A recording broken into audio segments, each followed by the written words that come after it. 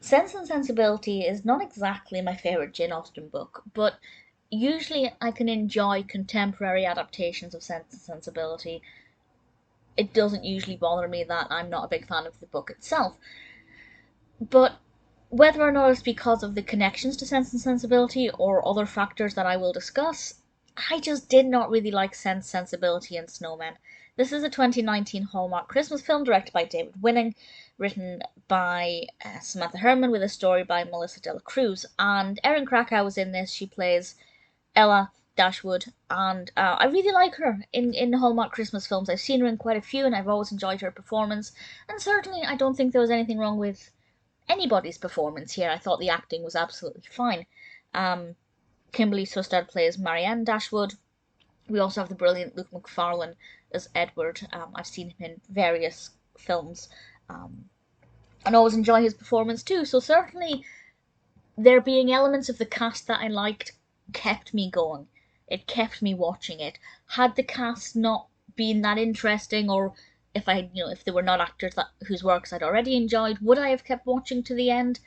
I mean, probably, because it's a really easy watch. The great thing about Hallmark films is, even if they're not that great, they are very easy to watch. And unfortunately, this just wasn't that great.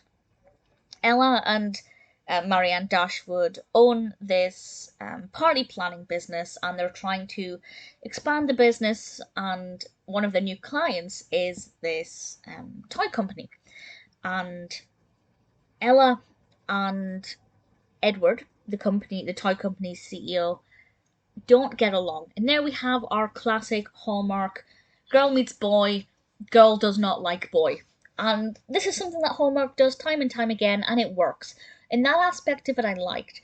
They weren't constantly at each other's throats, but you could see that there was a bit of animosity there.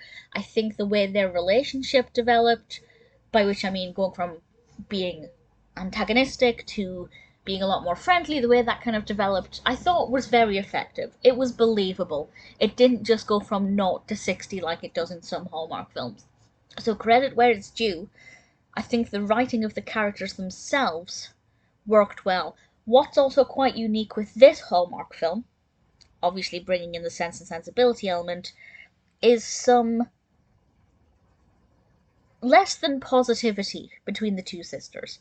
It's very unusual, not completely impossible, but very unusual to find a Hallmark Christmas film where sisters are not getting along 100%. Because usually Hallmark Christmas films represent cozy happy families at Christmas. This one is a little bit different. And to be honest, I didn't like Marianne as a character. Really did not like her at all. Did I like her in the book? It's been a long time since I read it, but I don't believe I did. So the character for me actually irritated me a lot, and whenever she was on screen, really bugged me. Nothing to do with the acting, just the character herself. But Ella was likeable enough that I could kind of find myself slightly invested in her journey and her development. But the narrative with, growing this party planning business and bringing in this toy company, that aspect of it I thought needed to be a lot more well developed. That needed to be fleshed out quite a lot more. The other thing where I found the film let itself down is that it's not that Christmassy. And there are some Hallmark Christmas films that are just not that Christmassy, but considering Ella is a self-confessed Christmas fan, and she's trying to show Edward various things about Christmas that you can enjoy, I feel like it wasn't done enough. Now, sometimes Hallmark goes in the opposite direction, and they go way overboard, and the Christmas element overshadows the narrative. But because the narrative here wasn't very interesting, I was really hoping for fuzzy Christmas warmth, and we got a bit of it. We got a hands wrapped around a hot drink. We got the classic vendor mistaking the boy and girl as being in a relationship when they're shopping for Christmas gifts. A lot of classic Hallmark tropes are in this, but it just didn't live up to my expectations. So the narrative wasn't great. Some of the characters were not likable and made it quite uncomfortable. It wasn't as Christmassy as a lot of Hallmark films, and therefore didn't really feel as warm and fuzzy as it could have done.